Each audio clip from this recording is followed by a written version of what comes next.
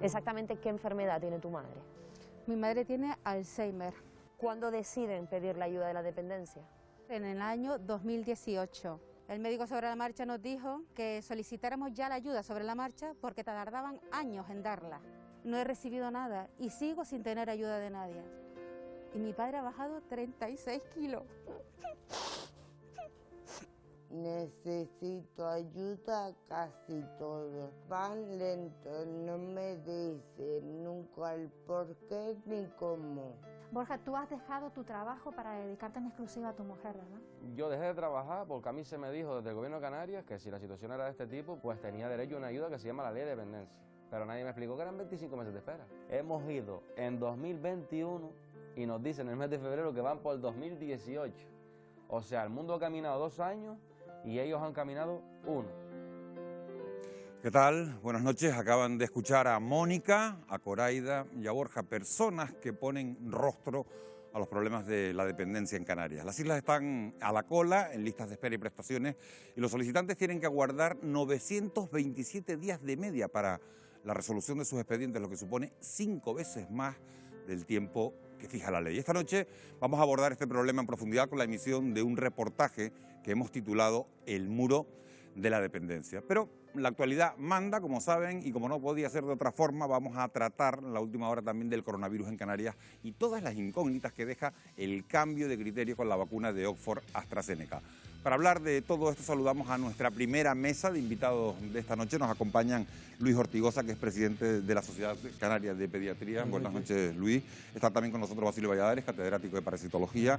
Nos acompaña Ana Daria, su directora médica de atención primaria en Tenerife. Buenas noches, Ana. Y está también con nosotros Amos García, presidente de la Sociedad Española de Vacunología. Bienvenido, Amos. Buenas noches, Miguel Ángel. Muchas gracias por acompañarnos a los cuatro. Empezamos, como siempre, con los datos. Canarias se estanca en el control de la pandemia. Los casos de coronavirus han vuelto a repuntar y las islas no están registrando la tendencia a la baja que se esperaba como consecuencia de las medidas excepcionales. Por todo ello, el gobierno ha decidido mantener los niveles de alerta que ya estaban vigentes. Este jueves el archipiélago ha sumado 237 contagios y la incidencia acumulada en 14 días se sitúa en 120 positivos por cada 100.000 habitantes. Preocupa especialmente la situación de la isla de Gran Canaria, donde se están registrando más de 100 casos diarios con una incidencia que supera en más de 20 puntos a la media regional, pese a estar en nivel 3 de alerta. En la isla, la tasa de contagios en mayores de 65 años y la ocupación de las UCI, la más elevada de la comunidad, con un 21% de pacientes COVID, ya representan un nivel de riesgo alto. Al contrario, la presión que sufría en Fuerteventura o Tenerife comienza a aliviarse con ligeros descensos epidemiológicos. Canarias mantiene una semana más las restricciones y preocupa sobre todo la situación en Gran Canaria. Como acabamos de decir, la isla no logra hacer retroceder el virus a pesar de llevar varias semanas en fase 3. Amos García, ¿a qué crees que se puede deber esto? Fase 3, pero no bajan los contagios. Estamos en un momento de la pandemia preocupante. Estamos en un contexto en el que el peso de la misma está siendo poderoso en varios países en nuestro mismo contexto socioeconómico. En un momento en el que está habiendo un incremento de casos en el contexto de otras comunidades autónomas del país y nosotros no nos escapamos de esa situación. Además, estamos en un momento temporal que es el rescoldo de la Semana Santa, que sin lugar a dudas era una época que nos preocupaba muchísimo a los que trabajamos en epidemiología, porque es un momento que al tener más espacio, más tiempo libre, pues podemos tener una mayor tendencia a relajarnos, a bajar la guardia y incrementar los contagios. El impacto de la Semana Santa lo vamos a ver dentro de unos días. La situación es complicada, evidentemente estamos, yo no tengo ninguna duda, en una tercera ola que no tiene el impacto de las anteriores, pero estamos... ¿En una tercera o en una cuarta? En una cuarta, perdón. Ya uno pierde el orden. Y en esta situación que está escribiendo Amos, Basilio, ¿habría que endurecer las medidas?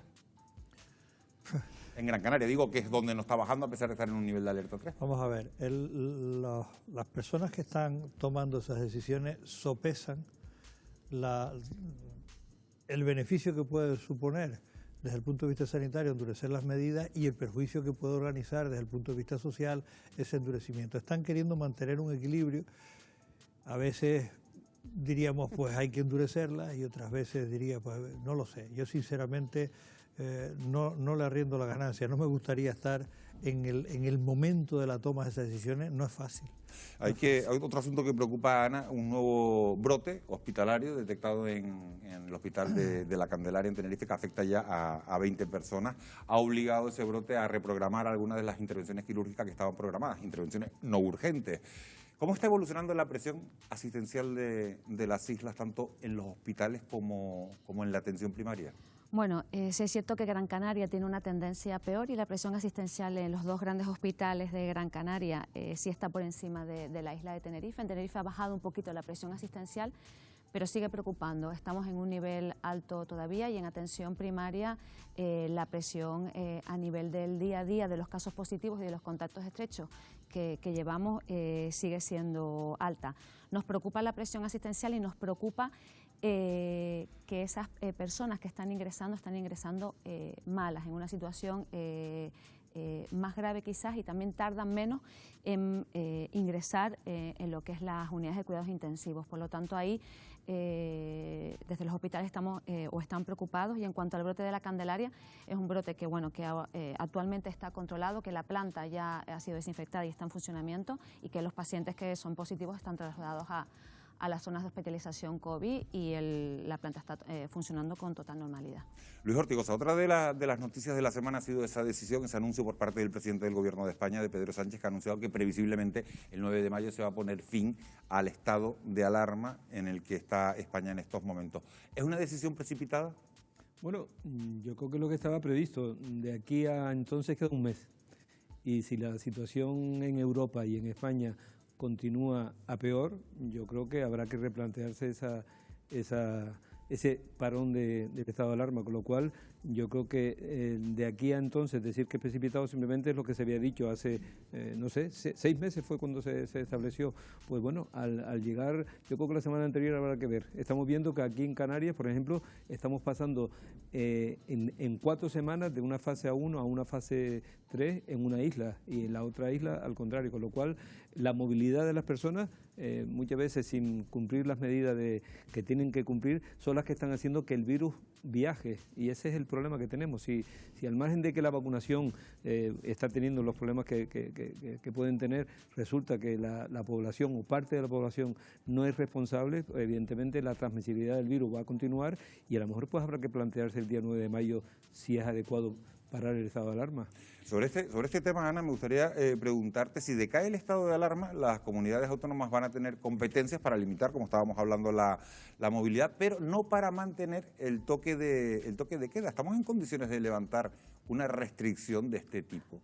Sinceramente, a mí lo menos que me preocupa es el toque de queda. O sea, es que nos podemos mover el resto del día, y de hecho es así. O sea, las cifras están, no conseguimos bajar la tasa de incidencia con un toque de queda desde las 11 de la noche o desde las 10 de la noche hasta las 6 de la mañana. Por lo tanto, a mí no me preocupa que el virus sigue circulando, que las normas no se siguen cumpliendo y que a pesar de tanto tiempo seguimos siendo irresponsables en intentar controlar la pandemia. Eso es lo que me preocupa a mí, que la noche esté cerrada o esté abierta, que nos entremos en casa a las 8, el resto del día es el que nos preocupa a los sanitarios. Continuamente lo estamos viendo en televisión, fiestas clandestinas, exacto, botellones, un vídeo tremendo en un hospital de una enfermera por la noche trabajando con enfermos COVID y viendo en la playa de la Barceloneta la gente riéndose sin máscara. Este es el problema que tenemos, que no se puede generalizar, pero mientras sigan existiendo ese tipo de conductas irresponsables, pues va a ser difícil controlar la situación. Y eso me lleva a decir, Miguel Ángel, que conforme empieza a mejorar la situación, automáticamente ya iniciamos un proceso de desescalada. Y yo creo que cada vez lo tengo más claro, que hay que seguir manteniendo la atención aunque estemos bajando el número de casos. Porque el microorganismo sigue ahí, la pandemia sigue ahí, la movilidad sigue ahí, y por lo tanto es razonable pensar, no por mucho tiempo, pero sí, aun estando con indicadores buenos, hay que mantener la presión un cierto tiempo que nos garantice que ese proceso de desescalada no va a impactar tan negativamente. Y que el fin del estado de alarma no es el fin de la pandemia, ni muchísimo menos. Vamos a ir ahora con las vacunas, porque AstraZeneca solo se va a aplicar en nuestro país país a la población de entre 60 y 69 años. Tras admitir la Agencia Europea del Medicamento, la EMA, que los trombos son un efecto secundario muy raro, pero ligado a la vacuna, el Consejo Interterritorial de Salud ha decidido modificar el plan de vacunación. Sin embargo, esta decisión no afectaría al objetivo de alcanzar la inmunidad de rebaño a finales de verano. Así lo ha destacado la ministra de Sanidad, Carolina Darias. Está al alcance de nuestra mano alcanzar el 70% de vacunación antes a la finalización del mes de agosto. Y nos reiteramos en ese compromiso. Bueno, pues como ven, desde el Ministerio se reafirman en este compromiso a pesar del varapalo. Wendy Fuentes, muy buenas noches, de AstraZeneca. Así es, muy buenas noches, Miguel Ángel. A pesar del cambio de criterio con AstraZeneca, desde Sanidad insisten en que se cumplirá el objetivo de que el 70% de los españoles esté vacunado a finales de agosto. De hecho, desde el Ministerio fían todo a que de aquí a septiembre lleguen a España millones de dosis y prometen que la semana que viene habrá más personas con la pauta completa que contagiados. Se prevé que hasta el 30 de junio nuestro país reciba más de 36 millones de las vacunas hasta ahora aprobadas. La mayoría serán de Pfizer, con 20 millones de dosis. De AstraZeneca recibiremos 7,5 millones, mientras que de la vacuna de Janssen, de una sola dosis, se esperan 5,5 millones y de Moderna 3,5 millones. Además, durante este trimestre se podría incorporar también la vacuna alemana de CureVac y es muy posible que la Agencia Europea del Medicamento acabe dando luz verde al fármaco ruso Sputnik. Con estas previsiones se dibuja el siguiente escenario. En las próximas 2 semanas deberían estar inmunizados todos los mayores de 80 años, lo que obligará a acelerar el ritmo en nuestro archipiélago porque hasta ahora algo más del 75% ha recibido al menos un pinchazo y solo el 40% ha completado la pauta. Para la primera semana de mayo, en el conjunto del país deberían estar 5 millones de personas inmunizadas y en la primera semana de junio el objetivo es que 10 millones de españoles hayan recibido la pauta completa. Aquí se incluiría también a todos los mayores de 60 años y una gran parte de los 7 millones de ciudadanos que tienen entre 50 y 59 años. En la cuarta semana de julio se estima alcanzar los 20 millones de personas vacunadas, prácticamente todos los mayores de 50 años y parte de la población de entre 25 y 49 años. Y a finales de agosto se alcanzaría el objetivo de los 33 millones de inmunizados en nuestro país, lo que equivale al 70% de la población. Para acelerar la vacunación, a los hospitales, centros de salud y otros recintos que funcionan a pleno rendimiento se están comenzando a sumar también grandes instalaciones en el conjunto del país y también en las islas más pobladas de Canarias. Expo Meloneras en el sur de Gran Canaria y la Casa del Emperador en Los Realejos ya funcionan como puntos masivos y se prevé que a partir de la próxima semana el recinto ferial de Tenerife, Infecar y Magma Arte y Congresos estén habilitados también para inocular las miles de dosis que deberían llegar a nuestro territorio. Fundamental que se sumen también estas grandes superficies, Miguel Ángel, para avanzar y sobre todo para llegar al propósito del Gobierno a finales de agosto. Bueno, pues esa pregunta, Wendy, precisamente es la que le voy a trasladar a todos los de la mesa, porque Canarias acelera el ritmo de vacunación, pero se sitúa entre las comunidades autónomas con menor porcentaje de personas inmunizadas. La pregunta es la que acaba de hacer Wendy. ¿Ven ustedes factible? Empiezo por Ana, le voy a preguntar a los 4, tener ese 70% de la población inmunizada a finales de agosto, a pesar de ese contratiempo con AstraZeneca. Si hay vacunas, sí. Si llegan las vacunas en ritmo y en tiempo, evidentemente sí, como ha dicho Wendy, los centros están preparados, desde atención primaria, desde los hospitales, están preparados los equipos y puestas las pautas para poder empezar a vacunar cuando tengamos las vacunas. O sea que si es por estructura y por personal, sí, falta... Con brevedad, casi monosilábico. ¿Podemos? Es muy posible y además teniendo en cuenta primero que Janssen, por ejemplo, es una vacuna que ya tendremos en la segunda quincena de julio y es una sola dosis. ¿Segunda quincena de abril? Perdón, de abril, de este mes. Con lo cual eso va a facilitar muchísimo la logística de vacunación y si, como muy bien se ha dicho en este reportaje, CureVac, que es una vacuna de ARN mensajero, igual que la de Pfizer y Moderna, también se integran, pues vamos a tener vacunas. Ana lo ha dicho y lo hemos venido aquí diciendo, el personal está preparado, hacen falta vacunas y tenemos centros amplios para poder vacunar. Basilio. Por supuesto. Una de las cosas que habría que ir dejando a un lado son estos altibajos y estas cosas extrañas que ocurren con AstraZeneca, pero yo estoy convencido de que se va a poder conseguir si llegan las vacunas que nos han prometido. Ahora vamos a hablar del tema de AstraZeneca. A Vamos no le he preguntado, ¿se puede conseguir el 70% todavía a pesar de estos contratiempos? Fácil no va a ser, pero es posible. Es que hay una variable que no controlamos, que es el ritmo de llegada de vacunas, que está en manos de los productores del producto, de las vacunas. No controlando esa variable, a mí se me hace difícil marcar un horizonte temporal. Pero el presidente del gobierno ha dicho que en el peor de los escenarios se conseguía. Decía él que en el peor de los escenarios. También es verdad que no se había producido este contratiempo de AstraZeneca. Es que el peor de los escenarios puede ser peor que el peor de los escenarios. Desde esa perspectiva yo creo que lo razonable es ser consciente de lo siguiente. El sistema sanitario ha mostrado músculo. Los profesionales sanitarios han mostrado fibra, pero para que ese músculo y esa fibra se contraiga y se dilata, le hace falta un estímulo, que son las vacunas, que es lo que no nos ha llegado y es lo que ha enlentecido el ritmo de vacunación. Ahora quiero preguntarle al presidente de la Sociedad Española de Vacunología, que lo tengo delante, que se llama Amos García, porque la Agencia Europea del Medicamento, Amos, sigue recomendando AstraZeneca, pero en nuestro país ha decidido aplicarla solo a partir de los 60 años. Ayer era de 60 a 65, hoy es de 60 a 69. En países como Gran Bretaña no se va a aplicar a menores de 30. En Francia estamos hablando que no se va a aplicar a menores de... se va a hacer a partir de los 55 años. ¿Bajo qué criterio científico se están tomando estas medidas? ¿Hay diferencias entre un británico, un francés y un español?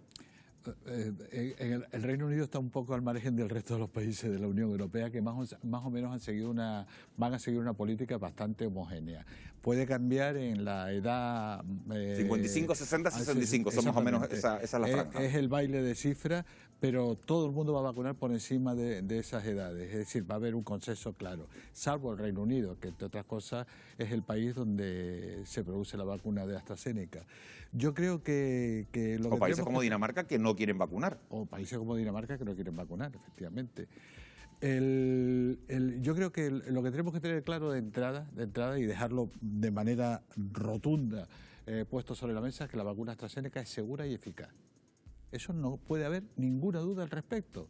Y ayer lo recomendó y lo volvió a plantear la EMA. Es una vacuna que reúne todos los requisitos tras el análisis exhaustivo que se ha hecho de la misma, de seguridad y eficacia. Ayer se produjo un punto de inflexión diferente, y es que la EMA dictaminó que había un nexo causal entre la vacuna y unos efectos secundarios rarísimos en forma de proceso de producción de tromboembolia.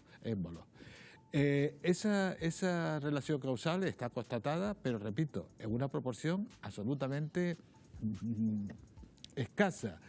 ¿Qué ocurre? Que posiblemente en los países de la Unión Europea, teniendo en cuenta que estamos hablando de una vacunación masiva, haya privado el miedo escénico a la posibilidad de que tras millones y millones y millones de dosis de esta vacuna administrada pueda haber un incremento en el número de procesos de tromboembolismo. Y ha prevalecido el principio de precaución.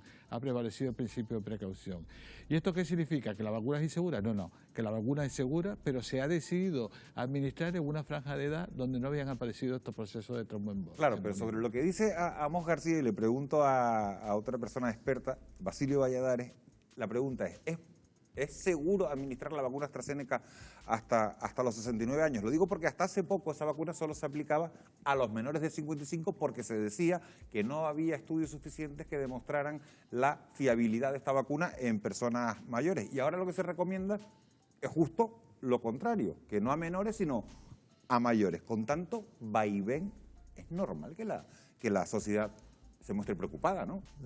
La sociedad lo que se muestra es desconcertada. Y eso es lo que hay que evitar. En estas cosas lo que hay que mirar son las cifras. El informe del que acabas de hablar, de la Agencia del Medicamento Europeo, habla de después de 25 millones, no 25 personas, 25 millones de inyecciones de vacunados, resulta que hay 86 casos. Yo me leí el informe con mucho cuidado para no equivocarme. 25 millones 86, y de esos 86 salieron del problema, todos menos 18 que murieron. Y recomienda a los profesionales que como el efecto que produce Es igual que cuando se administra heparina, hipoproteinemia, una serie de que tengan en cuenta eso para que el tratamiento, como ya se conoce cómo hay que tratar eso, que te lo tengan en cuenta para sacar para adelante a las personas. Y te quedas pensando, bueno, vamos a ver el prospecto de lo que ocurre en la heparina. Y resulta que aquí estamos hablando de 25 millones, estamos hablando de 86 casos y la heparina es alrededor de 1 por cada 10.000. Y entonces te quedas desconcertado y dices, bueno, ¿y entonces por qué se administra heparina en los hospitales? Pues se administra porque no queda más remedio para sacar a la gente para adelante, que tiene sus efectos secundarios, como lo tienen todos los medicamentos. Tú te coges los anticonceptivos que utilizan las mujeres, tienen mucho más peligro de tromboembolismo que la vacuna AstraZeneca. Tú te coges la aspirina, todos tenemos aspirinas en casa y no las automedicamos. Yo no voy al médico para que me mande una aspirina, me duele la cabeza, te tomas la aspirina. El ibuprofeno, pues léanse los prospectos y te darás cuenta que es muchísimo más peligroso tomarte un ibuprofeno que te ponga la vacuna. Hablando de la aspirina, Luis, puede causar daños cerebrales en 1 de cada 1000 personas. El omeprazol, que también es otro medicamento muy conocido, puede provocar problemas graves de riñón en 1 de cada 1000 pacientes. Son medicamentos frecuentes de los que nadie discute su uso. ¿Estamos siendo demasiado recelosos, sería la palabra, con AstraZeneca? Pero es que es muy lógico, o sea, es muy lógico ver lo que ha sucedido, porque basta con que mediáticamente salgan casos de tromboembolismo y además digan tromboembolismos que no son frecuentes de cerebrales, de áreas esplácnicas y demás, y evidentemente la gente que se tiene que poner una vacuna, que son personas sanas, pueden tener este tipo de miedo. Lo que hace falta es poder, a ver si conseguimos nosotros 4 transmitir esta noche aquí tranquilidad, por lo menos a la población canaria que nos esté oyendo, y yo creo que yo tengo que empezar diciendo una cosa. Primero, los medicamentos no son 100% seguros y eficaces. Las vacunas son medicamentos. Entran en ese mismo concepto, es decir, ninguna vacuna es segura y eficaz al 100%.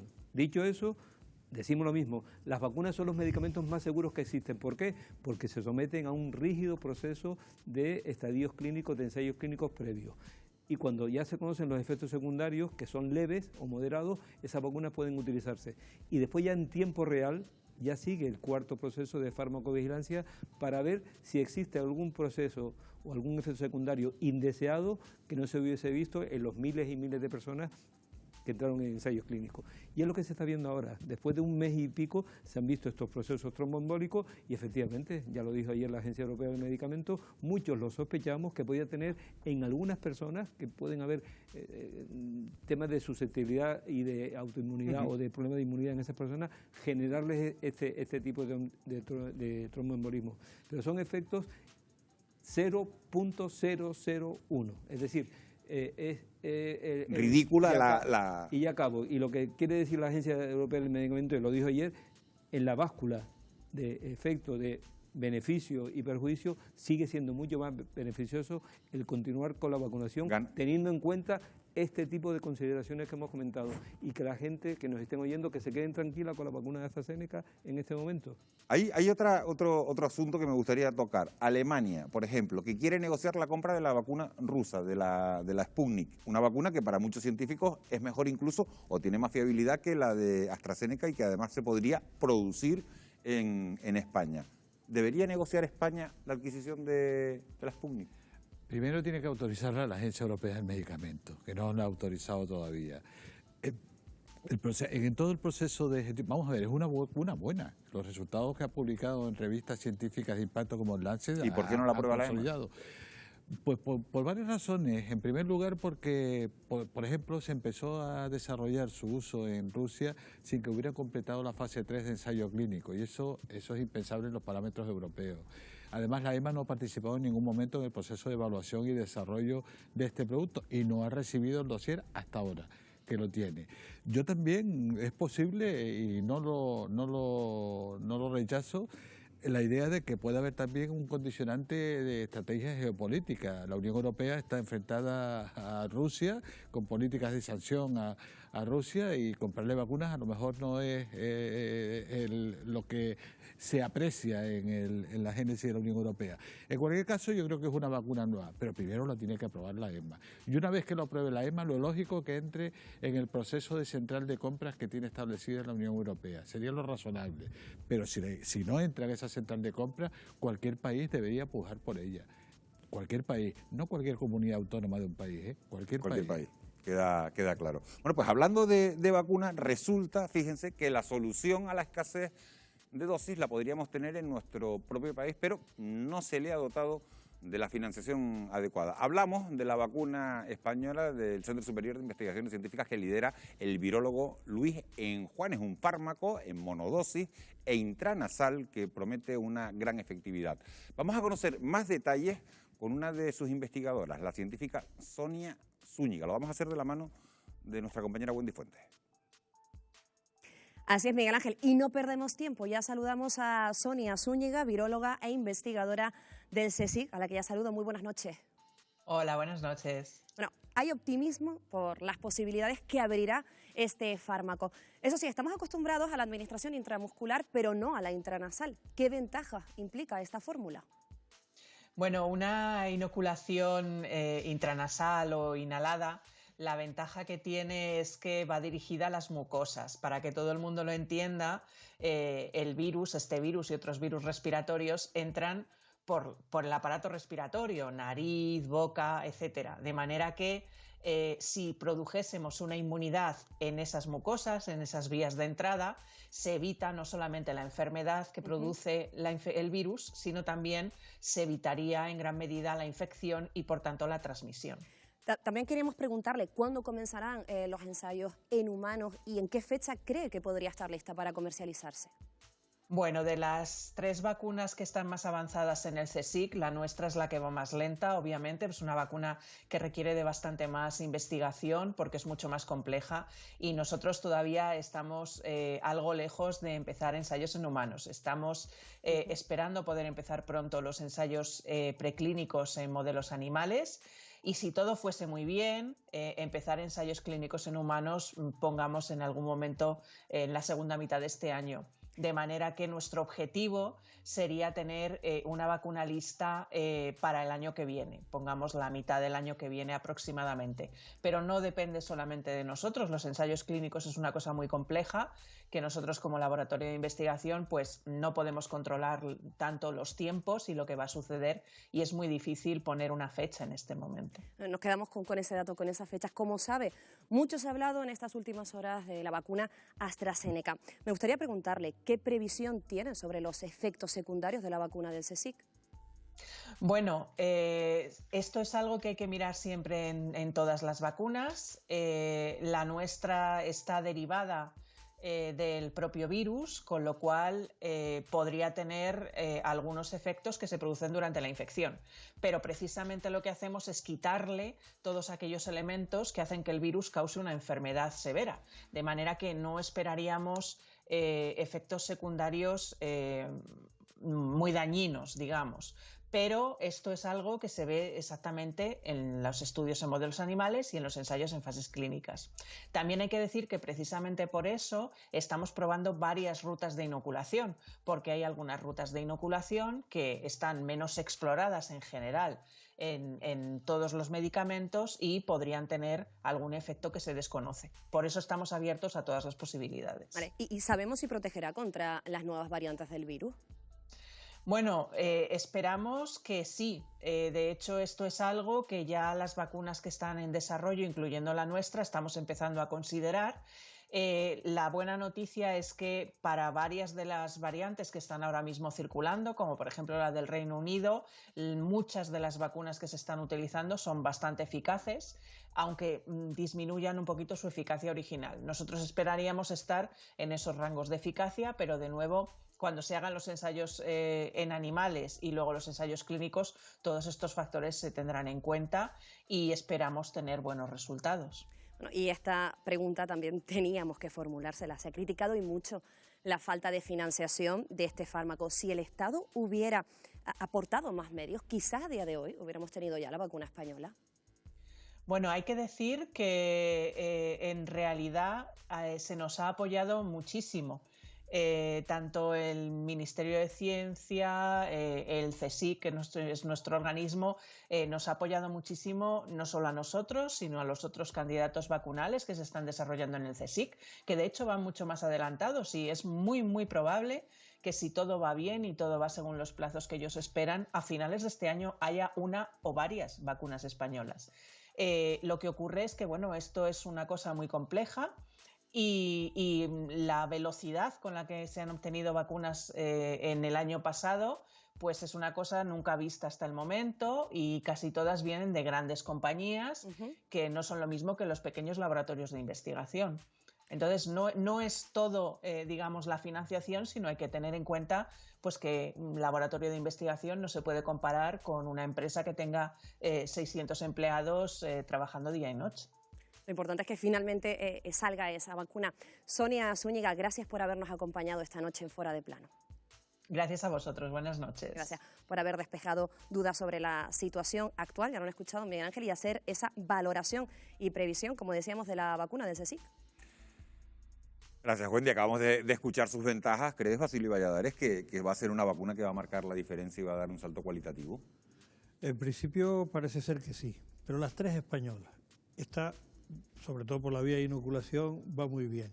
Lo que dijo sobre el sistema de la estructura de cara a proteger también de las demás cepas que están saliendo es real, porque ellos no parten de la proteína de Spike, no, ellos parten de un virus al que van debilitando y van quitándole todo aquello que puede ser virulento.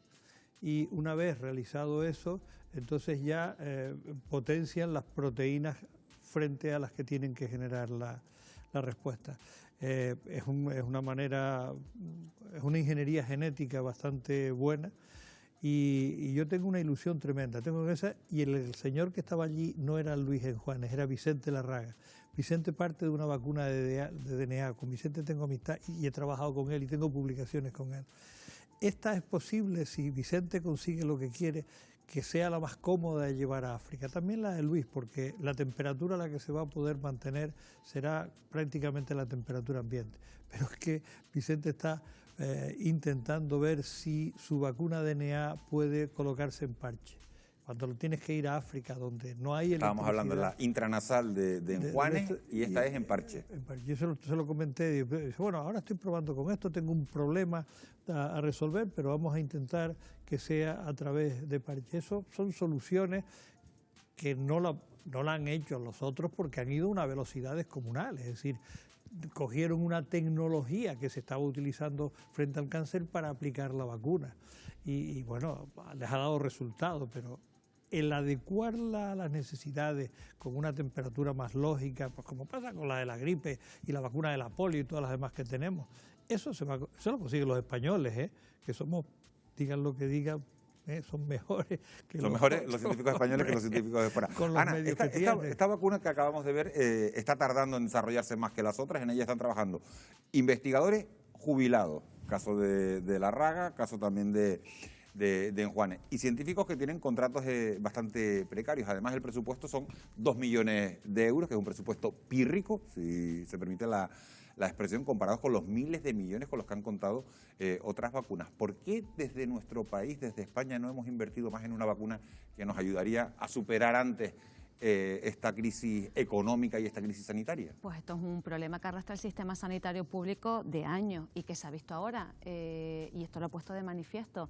Yo creo que una de los, como comentamos hace un par de programas, de las necesidades del sistema y que si queremos mantener una sanidad pública de calidad es que exista una adecuación del presupuesto a las necesidades. Hay que potenciar la investigación y además hay que potenciar que muchísimos de los talentos que tenemos en este país salen fuera, donde es más fácil, donde es más cómodo y donde evidentemente se paga y se incentiva de una manera adecuada, se vayan. Y aquí hay mucha gente y me parece, no es lógico que personas con tanta categoría no cobren por lo que hacen o cobren un sueldo o una beca que no da. Por lo tanto, yo creo que debemos plantearnos al futuro que hay que invertir muchísimo más en investigación y y en desarrollo. Sobre el talento. Vamos, García, se lo tengo que preguntar, presidente de la Sociedad Española de Vacunología, ¿por qué no hemos invertido más en desarrollar las vacunas? Sobra el talento en nuestro país, sobra el talento. Lo que no sobra es la posibilidad de gestionar ese talento. Y para gestionar ese talento hace falta recursos. Hace falta recursos dirigidos a un área que ha sido clásicamente olvidada en el contexto de la inversión en nuestro país, que es el área de la investigación. No deja de ser curioso como los líderes de las vacunas españolas, los cuales conoce muy bien el doctor Valladares, son personas jubiladas, que están desarrollando unas líneas de investigación absolutamente apasionantes desde el punto de vista científico, pero que desgraciadamente pueden tener problemas en la gestión de su trabajo simplemente porque no tienen dinero para comprar animales de experimentación, por ejemplo. Y eso no deja de ser lamentable. Yo espero que una de las lecciones que aprendamos de la pandemia sea no solo la de que el sistema sanitario no puede ser objetivo nunca de recorte, tiene que ser objetivo de fortalecerlo y que además se entienda que invertir en investigación es invertir en salvar vidas. Bueno, pues nos vamos a quedar con eso. Tenemos que dejar aquí, lamentablemente, el debate, porque vamos con otro tema. Vamos a hacer una pausa enseguida. Yo de verdad quiero agradecerles a los cuatro haber compartido esta mesa de auténtico lujo para esta noche en una semana tan importante con estos contratiempos de la vacuna de AstraZeneca. Luis Ortigosa, Basilio Valladares, Ana Darias, Amos García Rojas. Muchísimas gracias a los cuatro por habernos acompañado. A la vuelta, como decíamos, vamos a acercarnos a la realidad de miles de canarios que ven cómo sus capacidades físicas y neurológicas se deterioran sin recibir las prestaciones a la dependencia a las que tienen derecho y que mejorarían su calidad de vida. Estas personas tienen que esperar varios años desde que piden ayuda hasta que reciben una respuesta del gobierno. Muchos de ellos mueren mientras aguardan en una larguísima lista de espera. Será en tan solo 4 minutos cuando abordemos este asunto.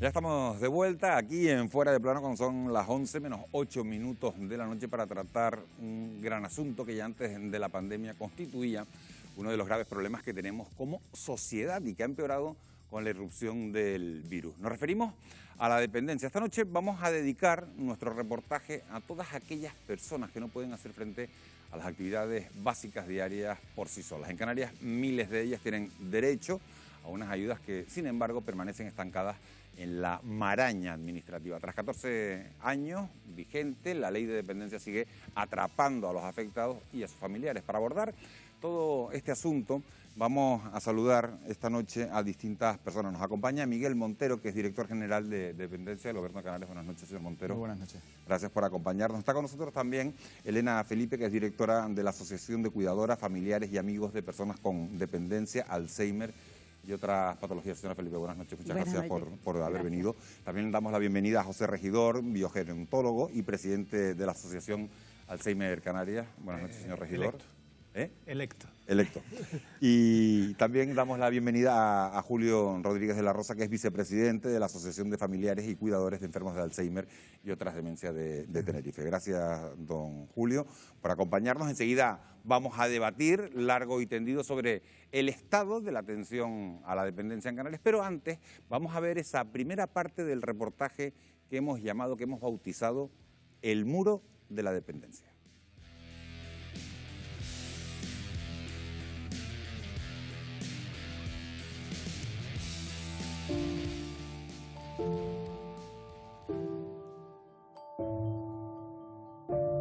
Las personas dependientes no pueden enfrentarse al mundo por sí mismas.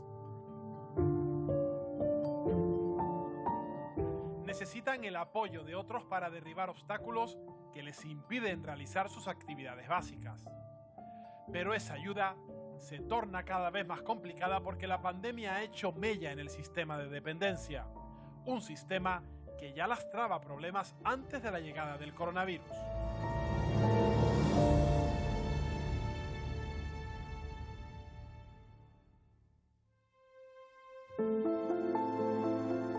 Las personas dependientes en España tienen reconocido el derecho a recibir una prestación.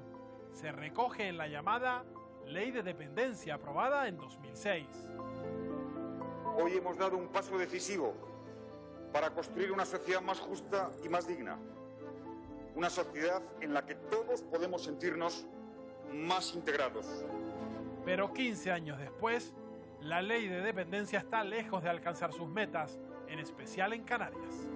Candelaria Delgado, ¿cómo ha sido el recorrido de la ley de la dependencia en Canarias durante estos 15 años? La ley de la dependencia se aprobó el 15 de diciembre del 2006. Ya tras el primer año de su puesta en funcionamiento, se vio que había disparidades de cómo se había empezado a tramitar esa ley en los distintos territorios. A partir del año 2009, ya en Canarias tardábamos entre 8 y 15 meses en tramitar la ley de la dependencia. Ahí entramos después de lleno en el año 2012, que hubo una reforma legislativa de esta ley que recortó derechos, que amplió los plazos de presentación de documentación. ¿Cómo está afectando la pandemia a la tramitación de las ayudas por dependencia? El servicio de dependencia permaneció cerrado, no se pudieron hacer las valoraciones porque implicaba visitas domiciliarias. A eso se le unió el cierre de los centros de día, el cierre de los centros de atención a las personas dependientes.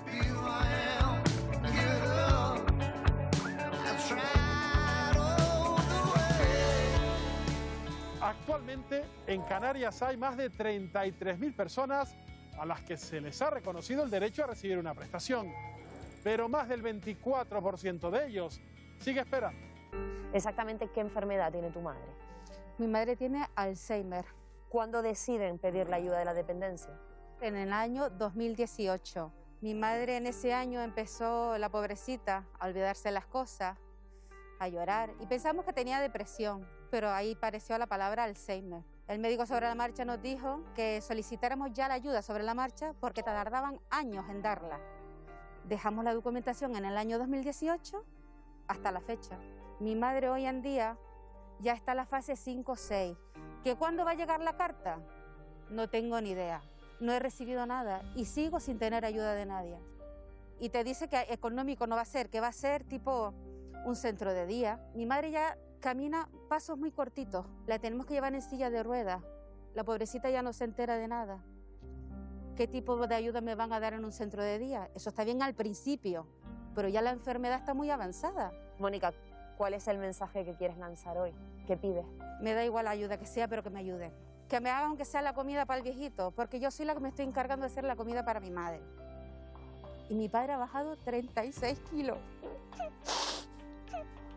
Es una situación muy difícil y yo le digo, viejito, por favor, aguántame. Porque si tú te vas, ¿qué hago yo con mamá? Yo tengo mi trabajo, yo también tengo mi vida, intento ayudarle en todo lo que pueda.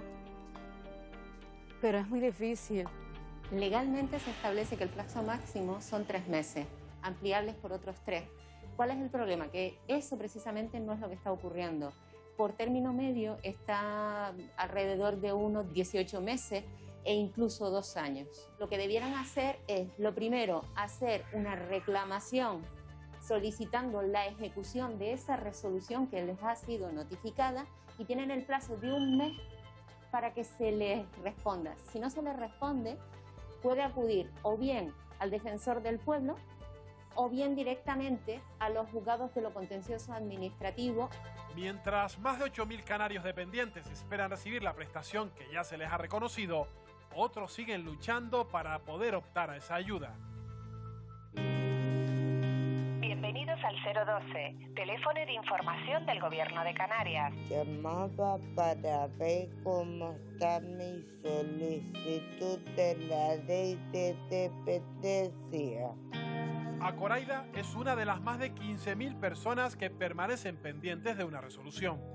Acoraida, llevas más de 2 años esperando para ser valorada. ¿Por qué has pedido esta ayuda de la ley de dependencia? Mi enfermedad es ataxia cerebelosa, una enfermedad rara. Cada vez voy a peor. De hecho, ya necesito ayuda casi todo. Y como yo le digo, yo puedo esperar, pero yo no le puedo decir a mis hijos, espérate a comer, que van lento. No me dicen nunca el por qué ni cómo. Borja, tú has dejado tu trabajo para dedicarte en exclusiva a tu mujer, ¿verdad? Yo dejé de trabajar porque a mí se me dijo desde el gobierno de Canarias que si la situación era de este tipo, pues tenía derecho a una ayuda que se llama la ley de dependencia. Pero nadie me explicó que eran 25 meses de espera. Hemos ido en 2021 y nos dicen en el mes de febrero que van por el 2018. O sea, el mundo ha caminado 2 años y ellos han caminado 1. Y yo solo, mediante mis recursos y viendo las posibilidades que teníamos del día a día y como está Coraida, pues necesitábamos adaptar la vivienda para ella. Entonces pues hemos empezado poquito a poco haciendo todo aquí, un baño adaptado para ella, una habitación adaptada para ella. Lo que quiero es vivir tranquila, porque si no la enfermedad, la economía, estamos siempre en un bucle. José Manuel Ramírez Navarro, ¿por qué es tan larga la lista de espera en Canarias para la valoración del acceso a la prestación de dependencia? Canarias tiene un retraso histórico en el desarrollo del sistema de atención a la dependencia. Desde el inicio hasta la actualidad ha sido un auténtico desastre la organización y la implementación de este sistema en Canarias. Esto ha hecho, primero, que sea la que más días de lista de espera tiene, casi 3 años, y por otra parte, también es la comunidad autónoma que menos invierte en el sistema de atención a la dependencia. ¿Hay tendencia a maquillar los datos desde las instituciones oficiales? Para no incrementar la lista de espera del limbo de la dependencia, gente que había sido valorada con grado 1, grado 2, grado 3 y estaban esperando una prestación o servicio, pues lo que hizo fue dejar de valorar. Y ahora en este momento Canarias tiene un 20 puntos por debajo de la media nacional en lo que es la valoración de las solicitudes prestadas.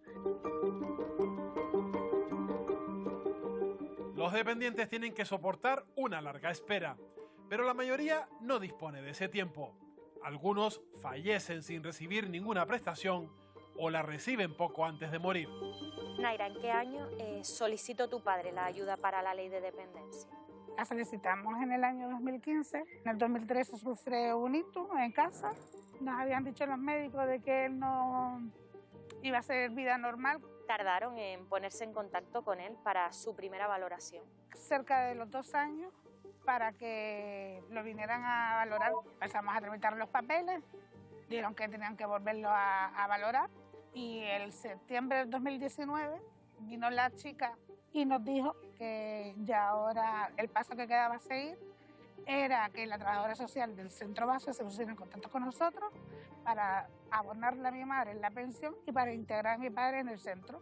Mi padre fallece el 31 de marzo, ellos no tienen constancia, aún así, meses después de mi padre fallecer llega la carta a casa, donde nos comunican que a mi padre que tienen que valorarlo una tercera vez. Vale, mi padre ahora no está, pero durante esos 7 años mi madre cuidó de él. Al fin y al cabo, ese dinero es de mi padre, porque no se lo dan. En España, cada 9 minutos muere una persona de la lista de espera de la dependencia. En 2020, solo en Canarias, fallecieron 3.000 solicitantes. La mayoría de los dependientes son ancianos. Más de la mitad de los que piden una prestación son mayores de 80 años. Un 33% tienen entre 46 y 79 años y el 13% restante son menores de 45.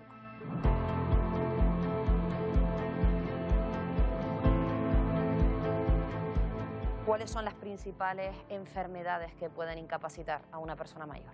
Lo más discapacitante es la enfermedad de Alzheimer. Constituyen la epidemia del siglo XXI. Desde un punto de vista físico, la artrosis, la artritis y enfermedades reumáticas degenerativas que limitan la movilidad. Ahora, las enfermedades neurodegenerativas son las más discapacitantes y desafortunadamente las más frecuentes. ¿Qué le parece que en Canarias tengamos la lista de espera tan larga que tenemos en dependencia? Muy lamentable. Nosotros asistimos al envejecimiento del envejecimiento. Tenemos una carencia laboral en una serie de esferas, como por ejemplo profesionales vinculados a áreas de la salud que pudieran acelerar esto muchísimo. Y yo creo que depende de voluntades políticas y de que la administración se implique en esto, porque muchas veces cuando van a evaluar la dependencia, las personas ya no están. En España, 1.800.000 personas han solicitado ayuda a la dependencia. De ellas, el 75%, 1.350.000, son mayores de 65 años. Una tremenda cifra que desgraciadamente va a ir en aumento en los próximos años. ¿Por qué? Porque España es uno de los países del mundo con mayor esperanza de vida que va a ir en aumento. porque tenemos una tasa de natalidad bajísima y un saldo vegetativo de los peores en las últimas décadas, desde la Guerra Civil. Aumentará esa población que necesitará ayuda a la dependencia, no habrá dinero y, por tanto, esa lista de espera va a continuar progresando, desgraciadamente, en nuestro país estos próximos años. Manos que tejen haciendo nudos, manos que rezan, manos que dan, manos que piden algún futuro para no morir en soledad. Detrás de una persona dependiente solemos encontrar a una mujer. Ellas representan al 80% de las personas cuidadoras. Casi la mitad tiene entre 50 y 66 años. Selma, tú perteneces a un proyecto de Cruz Roja que ayuda a cuidadores y cuidadoras de personas dependientes. ¿A cuántas personas suelen ayudar al año? Más o menos 150. Son personas que están solas y necesitan que vaya a darles ayuda, ¿no? Selma, ¿y cuál es la ayuda que ustedes le prestan a las personas cuidadoras? Nosotros venimos a hacer compañía al dependiente para que la otra persona pueda salir, respirar, hacer sus cosas. Selma, creo que hemos llegado. ¿Te parece si te acompaño y así me presentas a Grady y puedo conocer su historia? Pues sí, encantada, vamos. Buenas tardes, ¿cómo están? Es Pablo. Adelante, buenas tardes. Adelante. Grady, usted es la cuidadora de su marido Carmelo. ¿Qué enfermedad es la que él padece? Padece de Alzheimer y de Parkinson. Y soy la cuidadora de 24 horas. ¿Y cómo es su día a día, Grady? Levantarme a las 7 de la mañana y de allí en adelante, entonces le doy el desayuno, luego le doy sus medicamentos, trato de sacarlo a caminar al pasillo porque ahora es difícil caminar en la calle y en la tarde te lo vuelvo a sacar un rato a caminar y a las 10 se acuesta a dormir. Y bueno, entonces yo trato de hacer cosas por mí a esa hora que es cuando ya él está descansando. ¿Qué supone para usted que Selma venga a ayudarla varias veces en semana? Me ayuda muchísimo. Primero porque yo me la paso sola. Y al llegar ella es como que llega la alegría a esta casa y a esa hora que ella viene, pues yo puedo disfrutar de salir y hacer algo por mí.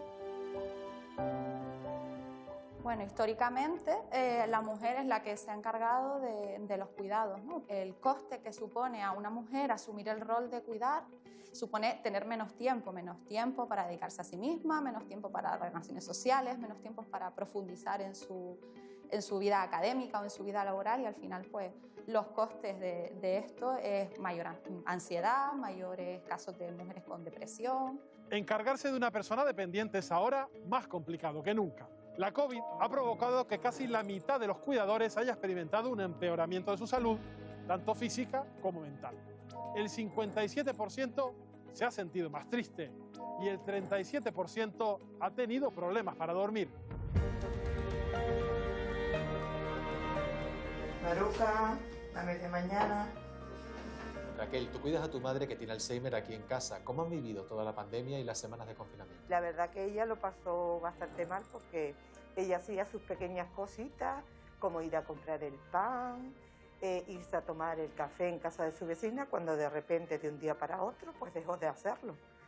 Y no lo entendía en el momento que tú se lo explicas, sí, pero a los 5 minutos ya se olvida. Es duro la incertidumbre de que puede pasar, de que llega, quería besar a mi madre, no puede.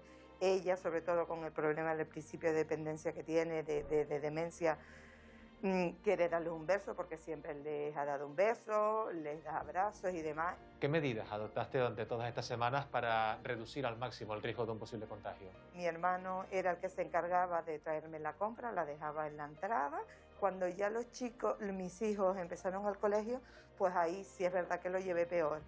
Porque llega del colegio, los hacía subir a la azotea, quitarse la ropa, bajar, ducharse y así las veces que salieran al colegio y vinieran. La Consejería de Sanidad ha incluido a los grandes dependientes que esperan aún por el reconocimiento de su derecho a una prestación en el orden de vacunación prioritario. Son casi 5.000 personas que se encuentran en la lista de espera. Además, se vacuna también a los cuidadores principales. El grupo 4 está compuesto de 2 personas bien definidas, los grandes dependientes y luego los cuidadores. En estos cuidadores la estrategia de Canarias ya ha definido a quién va dirigida esta vacunación y se trata de personas que cuidan de estos grandes dependientes tanto de manera formal como informal. Dentro de los informales pues tenemos estas personas familiares. La estimación puede ir en torno a unos más de 35 o 36.000 personas que se ha aprovechado en algunos casos esas visitas a domicilio para ser vacunados y en otras ocasiones serán llamados para su vacunación en algún centro sanitario. Nosotros debemos ser vacunados conjunto con el gran dependiente que cuidamos, como se hace con la residencia y su sanitario, porque es que nosotros encima sentimos un gran temor y si nosotros caemos, a ver quién los cuida. Take care of the one you need. Take care of the one who needs you most. Take care of the one you love. Raquel, tu madre ya ha recibido la vacuna. ¿Qué ha supuesto para ustedes? Pues una tranquilidad, aunque tengamos que seguir con las restricciones de mascarilla, no besos, no abrazos. ¿En algún momento llegaron a plantearse, llegaron a dudar sobre la conveniencia de que tu madre recibiera esa vacuna o no? Pues sí, nos planteamos, de hecho hablé con mis otros 4 hermanos si al final se iba a vacunar o no. Entonces sí nos daba miedo, uno por la vacunación y otra por la reacción que podía tener.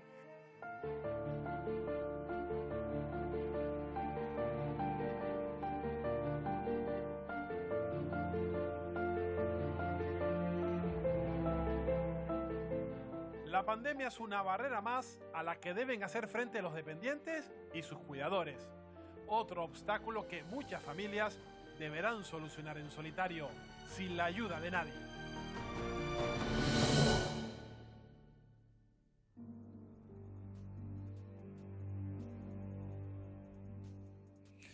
Acabamos de ver testimonios impactantes y cómo la pandemia golpea aún más duro a las personas dependientes. Pero el coronavirus solo ha agravado una realidad que ya antes era extrema. Para paliar esta situación, este 2021 comenzó con la aprobación de un plan de choque estatal que pretende acabar con el abandono que denuncian las familias, expulsando, Wendy, la clave del funcionamiento del sistema, que es la financiación. Efectivamente, además la financiación y sobre todo la voluntad son la clave.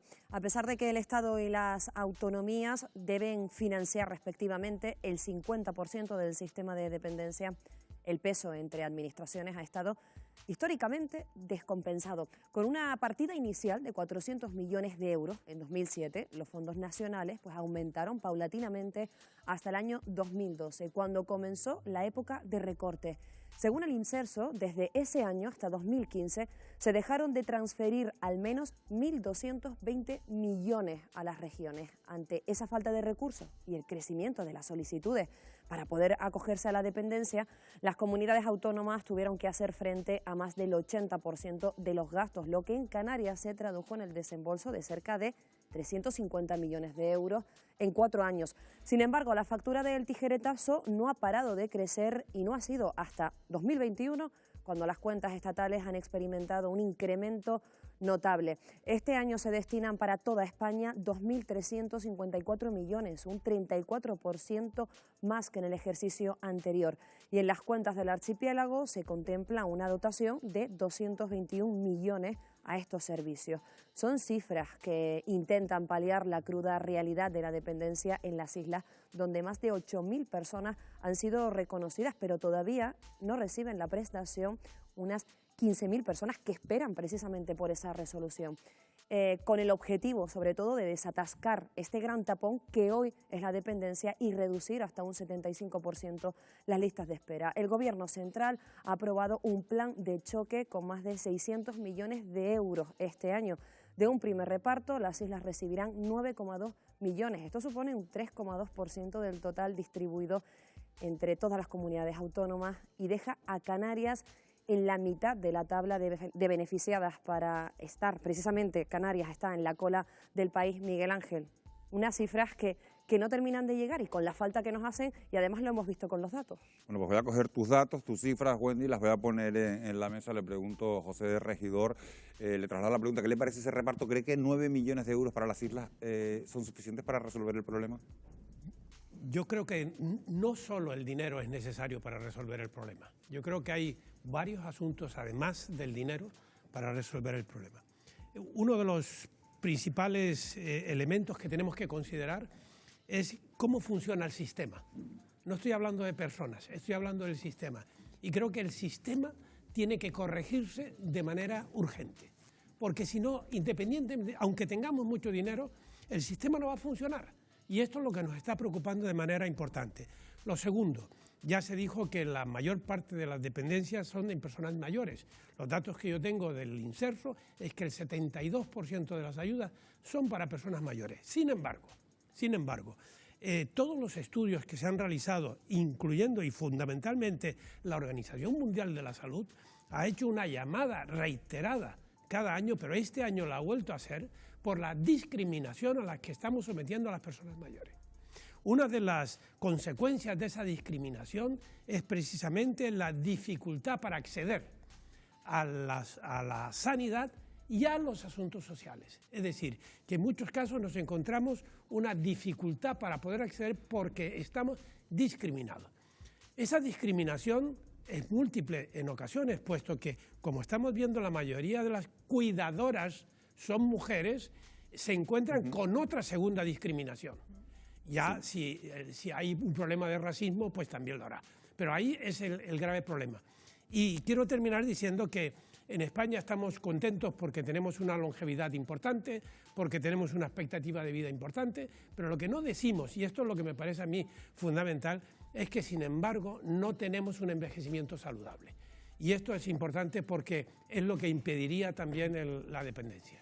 Señor Montero, usted ha dicho literalmente lo siguiente: las cantidades que se perciben por la ley de dependencia son, cito textual, una mierda. Salía recogido en la prensa. Por tanto, la financiación es clave para dar cumplimiento a la ley de dependencia. En Canarias, aparte de la financiación, ¿hay además, es la pregunta, un problema de gestión? Primero, vamos a recordar que los recortes se producen con Mariano Rajoy y en el 2014 luego un nuevo Real Decreto es el que reduce las ayudas. Por lo tanto, no pasa nada porque por primera vez digamos la verdad. Si las cantidades son una mierda, hay que decirlo. Y son una mierda porque así se decidió por parte del Partido Popular en su día. Ahora no, ahora va a variar. Esos 9,2 es la primera parte de cientos de millones que van a llegar a Canarias por primera vez en la historia.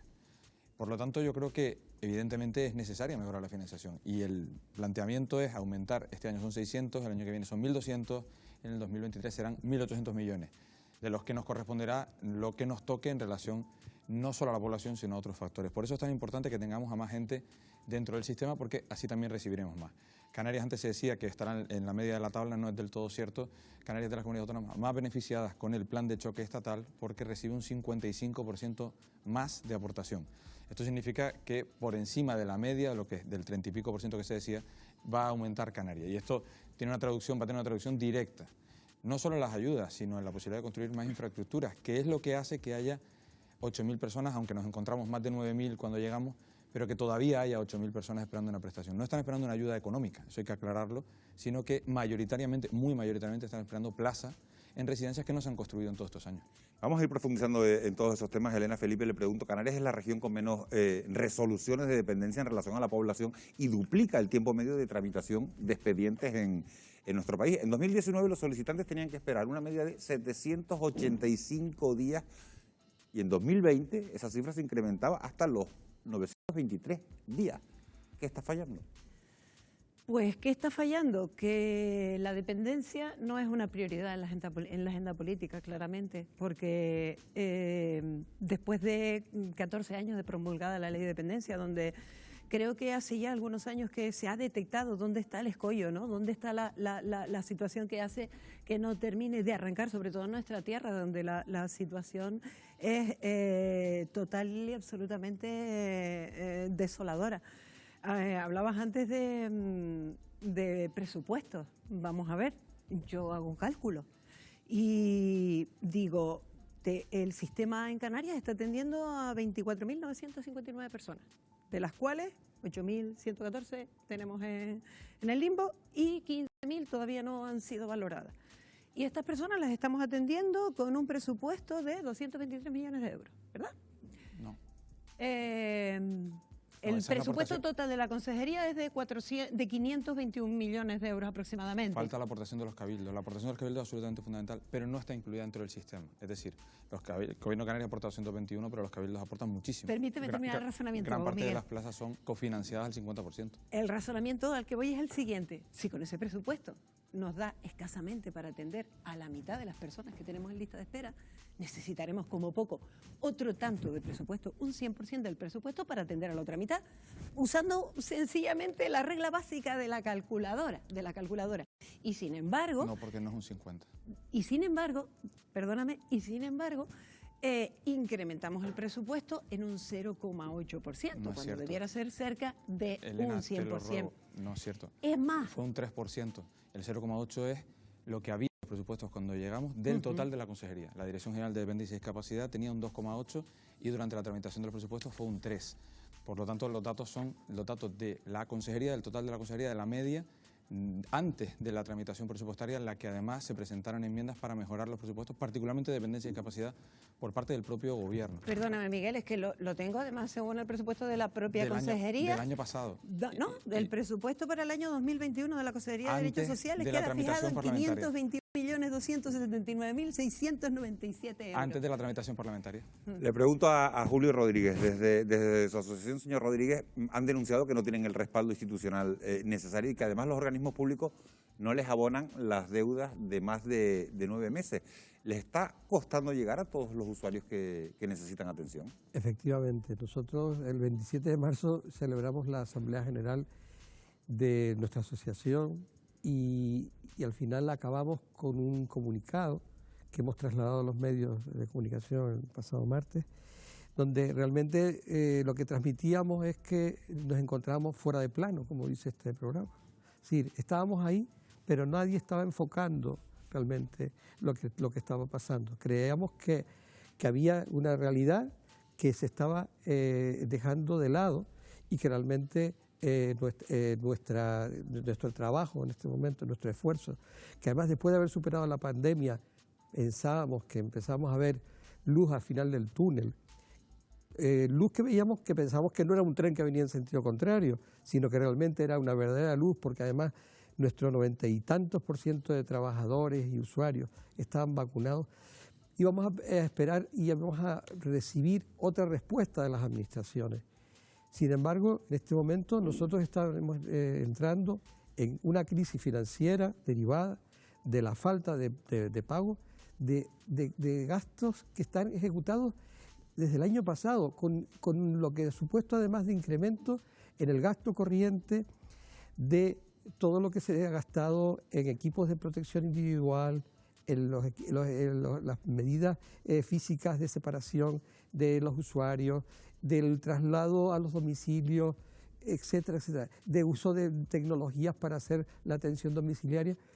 Y en estas condiciones, sabiendo que realmente existe dinero o existía dinero en las administraciones no están siendo capaces de reaccionar y nos están creando, por un lado, un estrés en nuestro día a día y incluso algo que se traslada al colectivo de trabajadores de una manera que innecesaria. Y por otro lado, que también nos preocupa mucho, que realmente existe, aparte de ese estrés, digamos, económico, que a nosotros nos están incorporando posibles usuarios, a los que no se le ha realizado la valoración, no tienen un plan de intervención para la atención que tienen que recibir y por lo tanto no se puede incorporar. Con lo cual tenemos plazas vacantes en centros que no pueden ser ocupadas porque las personas no Le pregunto al lado de la administración, señor Montero. Canarias aumentó un 7% los dependientes atendidos en 2020, sin embargo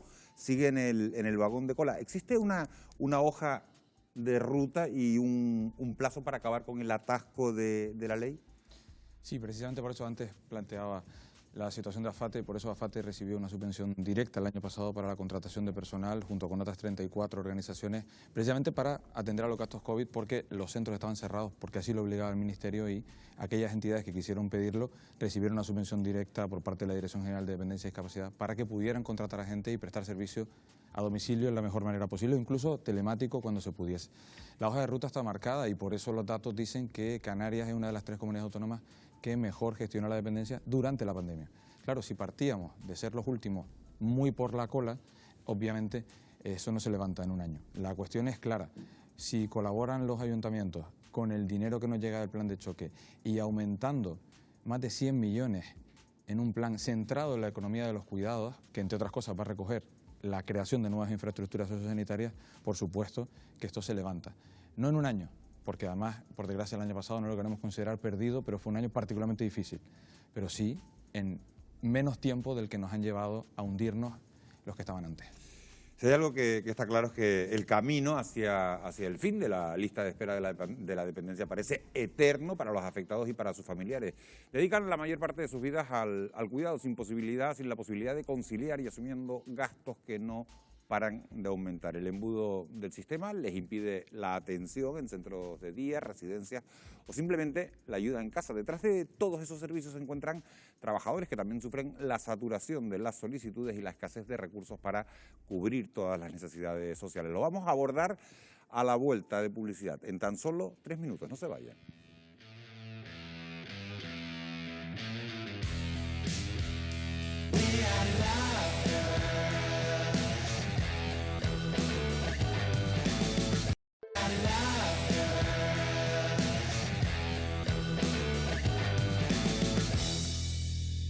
Ya de vuelta en Fuera de Plano en Televisión Canaria, y lo hacemos para seguir abordando el tapón que sufre la dependencia en Canarias y que no solo afecta a las 8.000 personas que esperan por recibir una prestación que les ha sido concedida, también a las más de 15.000 que están pendientes de la tramitación de sus expedientes. Un camino lleno de sacrificios que recorren junto a sus familiares, a veces incluso teniendo que renunciar a su propia carrera laboral. Pero los servicios destinados a los colectivos vulnerables también pueden convertirse en una oportunidad económica y en la creación directa de miles de puestos de trabajo. Lo vamos a ver en la segunda parte de nuestro reportaje de hoy.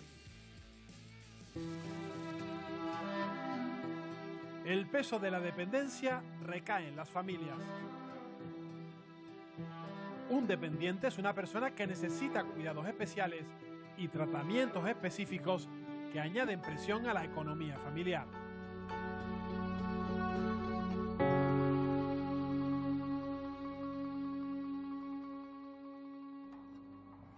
El principal motivo para que la ley de dependencia no cubra a todos los que la necesitan es la financiación.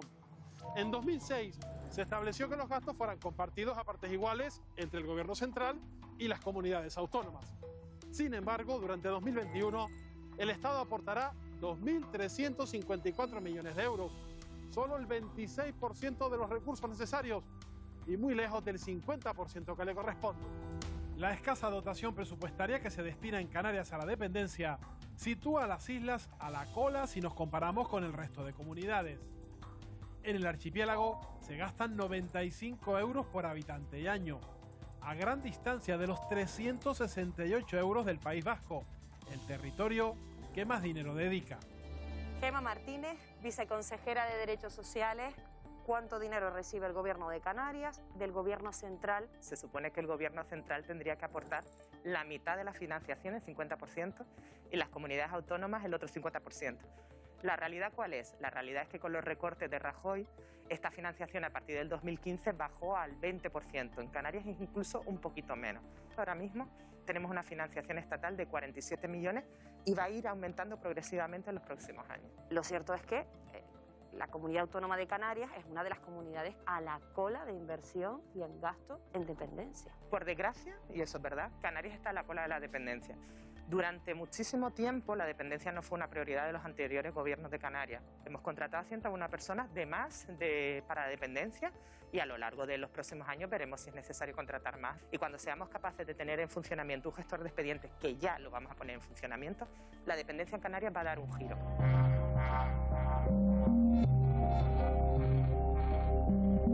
Canarias cuenta con 70 valoradores de dependencia, Trabajadores que deben reducir la lista en la que esperan más de 15.000 personas.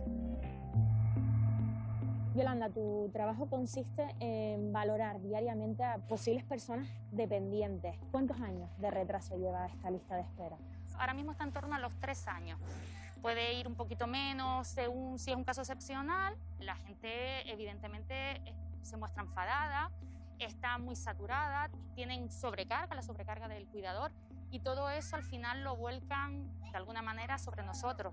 Para que esta lista de alguna manera se consiga aliviar, ¿qué personal de más necesitan?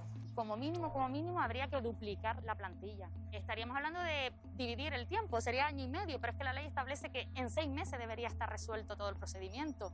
Entonces, 3 veces el personal que hay, pero debería estar de manera estable. Y ahora con la llegada de la pandemia, ¿se ha ralentizado mucho más el trabajo?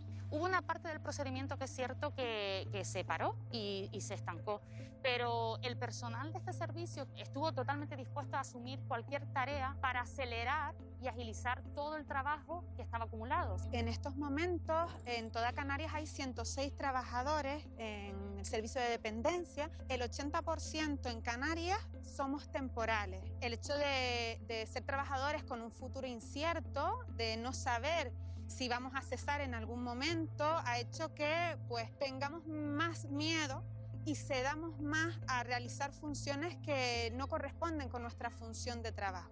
Muchas veces, al resolver ese tipo de problemas puntuales del servicio, dejamos aparcado por una parte nuestro trabajo, como por ejemplo los valoradores dejamos de ir a hacer visitas para hacer trabajo administrativo porque hay mucha falta de personal. You are what God imagined, you are a true perfection. Baby, you made of stars, don't let nobody tell you different. You are a lot of soul, mixed with a lot of magic. Las prestaciones económicas por cuidados familiares tienen un importe medio mensual de 306 euros. En el caso de la dependencia moderada, se pueden recibir de promedio algo más de 100 euros, 240 si la dependencia es severa y 335 cuando se trata de un gran dependiente. El decreto regulador estipula un máximo de 780 euros en la prestación económica de asistencia personal y 487 euros para cuidados en el entorno familiar. Nieves, tú estás dedicada a tu hijo las 24 horas del día. ¿Cuál es su situación? Él tiene parálisis cerebral y autismo y tiene reconocida la gran dependencia, el nivel 3. Mi hijo, hasta los 18, él tenía un seguimiento de neurología, de traumatología, porque él tiene espina bífida, espondilolistesis y escoliosis. Mi hijo no recibe ahora una atención anual. ¿Y cuál es la ayuda que reciben? ¿Es suficiente para cubrir sus necesidades? Hasta los 18 años yo cobraba esa ayuda.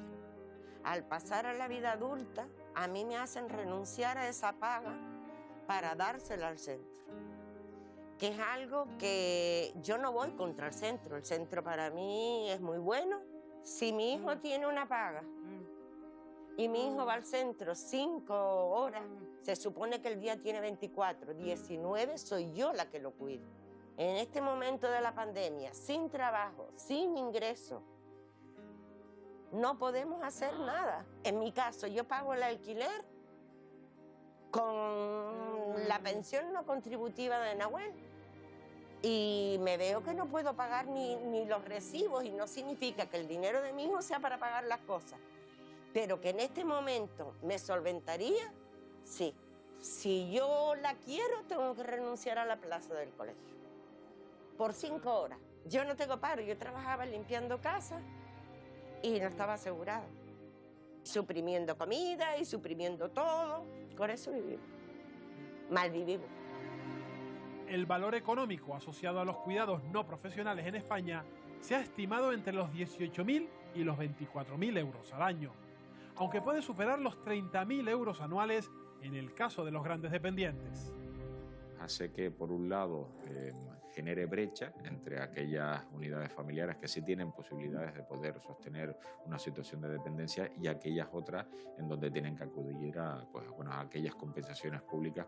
Desde la perspectiva de si es suficiente o no, nunca será suficiente. Una sola única medida no es suficiente. Es decir, tiene que ser una visión multidisciplinar en donde la propia integración de las personas dependientes es parte también de ayudas compensatorias en este sentido. Para atender a una persona en casa se necesita dinero y tiempo. De media, las familias con dependientes dedican casi 12 horas diarias en cuidados. Si es un gran dependiente, superan las 15 horas, impidiéndoles trabajar fuera de casa. Ahora sigues aquí, tú solita haciendo esto. Luego yo te lo corrijo, ¿vale? Teresa, ¿qué enfermedad es la que padece tu madre? Alzheimer. ¿Y eso la convierte en una gran dependiente? Sí, porque ella necesita ayuda constantemente. Incluso para caminar tiene que apoyarse con nosotros, aparte del bastón. Bueno, y le dieron el grado 3 en dependencia. ¿Cuál es el sacrificio económico que supone para ustedes hacerse cargo de los cuidados, de la atención que necesita tu madre? Pues son muchos, entre otros, a sus hijos directos, por ejemplo, los trabajos. Yo estoy en una situación en que conseguir un trabajo en el que sea compatible cuidar a mi madre con los horarios es muy difícil. Y si actualmente estás imposibilitada para poder trabajar, ¿de dónde salen los ingresos familiares? Mi madre tiene su pensión y de esa pensión vamos tirando. E incluso nosotros comemos aquí. Yo, por ejemplo, no tengo ningún tipo de ingreso, no puedo trabajar y entonces pues como aquí cuando estoy con mi madre, claro. ¿Actualmente perciben alguna ayuda para poder cubrir los servicios que requiere tu madre? Sí, Acufa es quien nos gestiona lo de dependencia. Y tenemos el servicio por las tardes de estimulación cognitiva, fisioterapia y una vez al mes la psicóloga. Se podría destacar que en la mayoría de las familias va a haber una cuidadora principal que es mujer. En la mayoría de los casos los recursos económicos son escasos por dos motivos. Uno, porque la mujer suele renunciar a parte de su trabajo y luego el hecho de tener una persona en situación de dependencia va a suponer siempre más gasto añadido a la unidad familiar. Desgraciadamente, la mayoría de las empresas no permiten la conciliación de la vida laboral y familiar. Dicen que si sufres no lo haces solo, ellos se quedan a tu lado y te ayudan a olvidar. Para algunos, la dependencia es un gasto, pero para otros es un negocio. Lo prueba que los servicios relacionados con este sector sostienen más de 116.000 empleos en España. Javier, menuda actividad. ¿Cuántas comidas se hacen diariamente en una cocina como esta y para cuántos centros? Hoy estamos fabricando en torno a 3.600 raciones de almuerzo, para un total de 40 centros de toda la isla de Tenerife.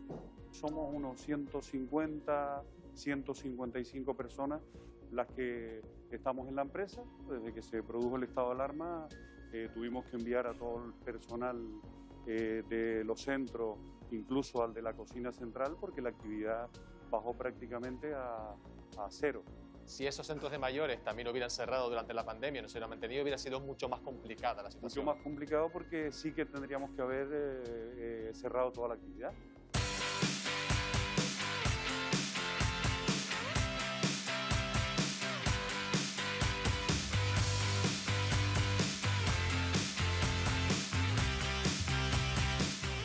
Eulogio Delgado, director del Centro de Mayores Cataleya. ¿Cuántos años lleva abierta esta residencia? Nosotros llevamos abierto desde el año 2019. Actualmente contamos con 35 usuarios, 35 residentes y contamos con 20 trabajadores en este centro de mayores. ¿Es rentable mantener actualmente un negocio de estas características? A corto plazo no es rentable mantener un negocio. Hay que invertir mucho dinero. Es un proyecto de mucho tiempo, de muchos años. En la actualidad sí contamos con lista de espera. Es un negocio, eso sí, bastante demandado. Muchas personas necesitan ayuda 24 horas al día y los familiares no pueden atender a las personas mayores y cuentan con un centro de mayores o un servicio de ayuda en domicilio para el cuidado y ofrecerle una calidad de vida. Las empresas que se dedican a las reformas para adaptar el entorno a las necesidades del dependiente también han encontrado un nicho de mercado. En esta empresa transforman vehículos para el traslado de personas con movilidad reducida. Con eso es suficiente. Ahí también limpiarlo un poco y cambiarle los cinturones. Con eso vale. Hola Joaquín. Pablo, buenos días. Director comercial de este taller especializado en la adaptación de vehículos como este que tenemos aquí. ¿Cuáles son los proyectos principales que nutren la actividad de la empresa?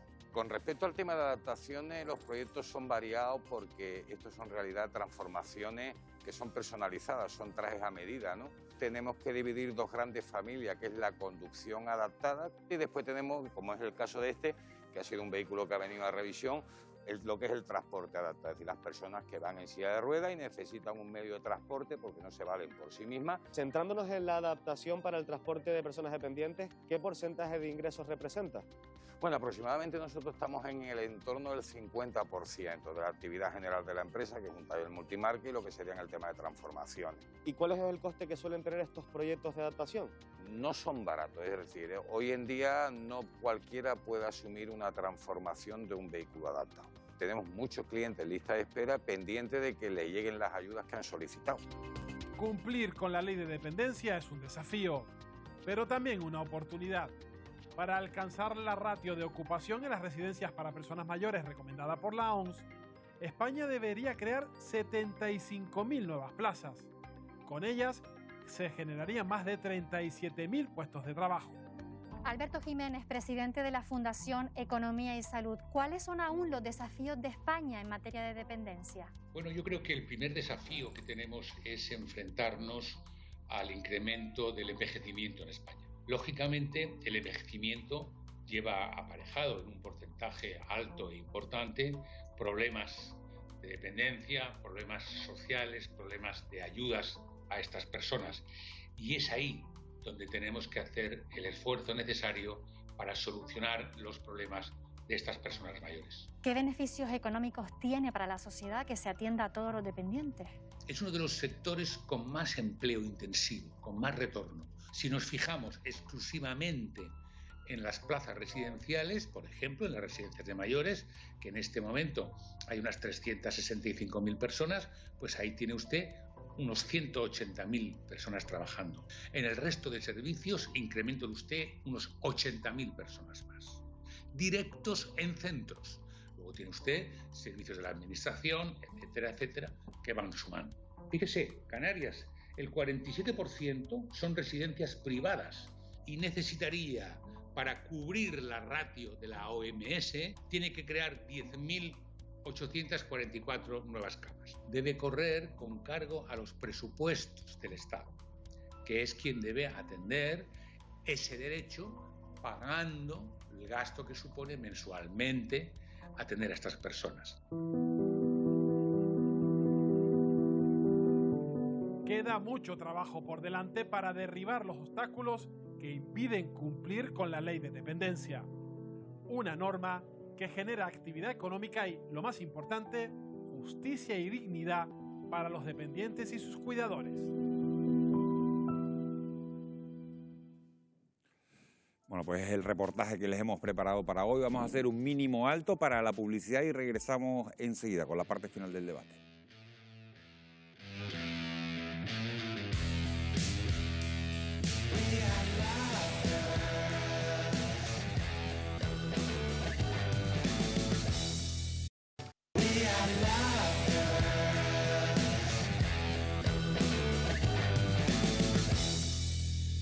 Seguimos en Fuera de Plano en Televisión Canaria hablando de dependencia. Hemos visto el reportaje, las distintas aristas de la ley de dependencia, y entre los asuntos que hemos tocado hemos visto cómo los evaluadores denuncian que pese a que muchos llevan más de una década trabajando en el servicio, más del 80% todavía no cuentan con una plaza fija. ¿Cómo plantea el gobierno, señor Montero, dar estabilidad a la plantilla? Aclarar que además había una diferencia entre el número de valoradas que se decían y luego el número de personas, porque no incluía las más de 100 personas que vamos a incorporar a trabajar en la Dirección General de Dependencia y Discapacidad. En este momento no está en riesgo el puesto de trabajo de nadie, y yo lo he expresado y lo he hablado con esas trabajadoras sindicalistas y con todas las trabajadoras del servicio, porque me reúno, y creo que así debería ser siempre, habitualmente con ellas. Pero es que además...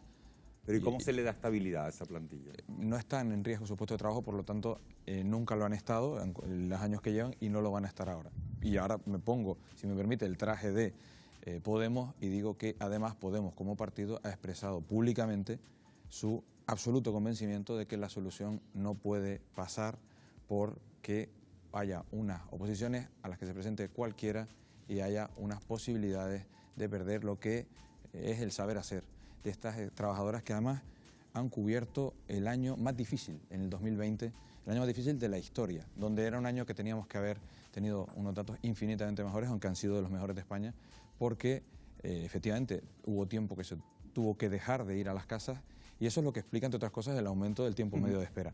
Eso y los 5.228 solicitudes que no se habían metido en el sistema y que nos encontramos y que ya contaban con más de 1 año y medio de antigüedad. Por lo tanto, aumenta el tiempo medio, lo cual hizo que estemos en esa cifra ahora disparatada de más de 900 días de espera. Señor regidor, veíamos en el reportaje la falta de plazas en las residencias. Las islas tendrían que crear hasta 10.000 nuevas para mejorar la atención a la dependencia. ¿Cuándo creen ustedes que eso puede ser una realidad? Bueno, todo depende de las administraciones públicas y de cómo se decidan hacerla. La verdad es que en el tercer sector, es decir, los grupos que como Alzheimer Canarias o AFATE, etcétera, etcétera, están supliendo una parte importante de lo que tenía que haber cubierto la administración pública, no tenemos más capacidad de la que ya tenemos.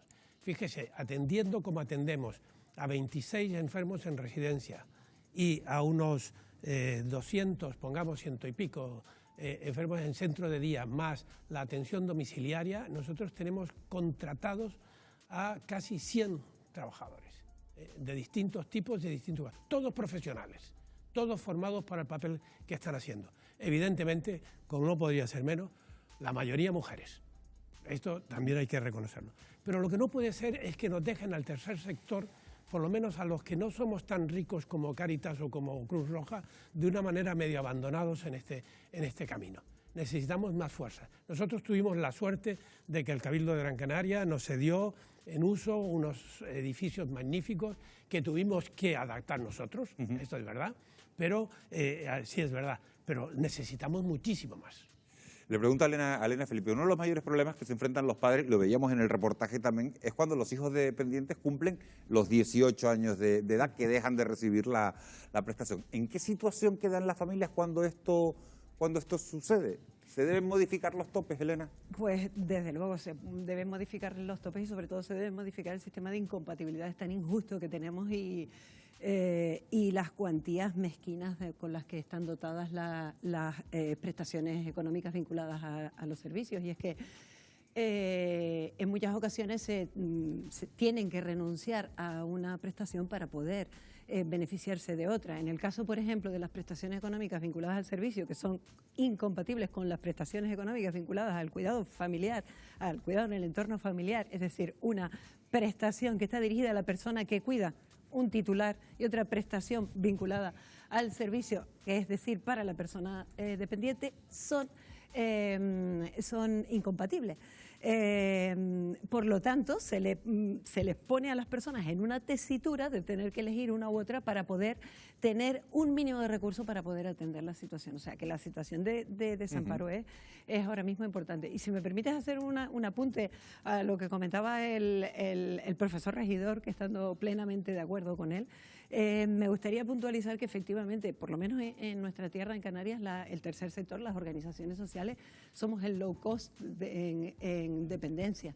Somos el low cost en dependencia, somos los brazos ejecutores en este caso de la administración pública a la hora de prestar los servicios a la población. Sobre cuantías económicas quería hablar, le iba a preguntar a Julio Rodríguez, el valor económico del trabajo que realizan los familiares como cuidadores no profesionales llega a ser el equivalente a 30.000 euros al año. ¿No creen que existen demasiados costes invisibles, como estaba diciendo Elena, que quedan excluidos de la cobertura pública? Realmente la estructura social, o sea, de atención social y sociosanitaria, tendría que asimilarse como mucho al sistema nacional de salud, es decir, una red donde hayan recursos en todos los niveles, o sea, atención en centros de salud, en consultorios, en domicilios, en hospitales, o sea, tiene una red con un desarrollo similar, donde tienen que entrar todos los organismos, todas las entidades que tienen competencia, deberían tener competencia según la ley de dependencia, ayuntamientos, cabildos,